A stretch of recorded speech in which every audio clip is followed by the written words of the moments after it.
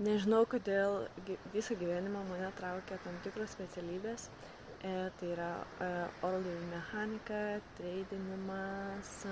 Treidinimas tai yra paskutinis dalykas, kurį pradėjau daryti. Ir tai yra kol kas mano papildomas šaltinis. Bet galbūt per tas netradicinės sritis, netradicinės veiklas, kuriuose yra labai daug skeptiškumo, kad moteris to negali, kad moteris to nesugebės. Būtent noriu parodyti, kad jeigu tu nori, tu tikrai viską gali. Ir reikia nustoti tiesiog.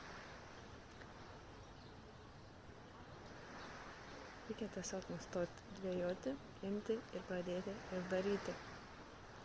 Nustoti kritikuoti galbūt kitus, bet ką noriu pasakyti, pats svarbiausias dalykas tai pradėti išsivalyti savo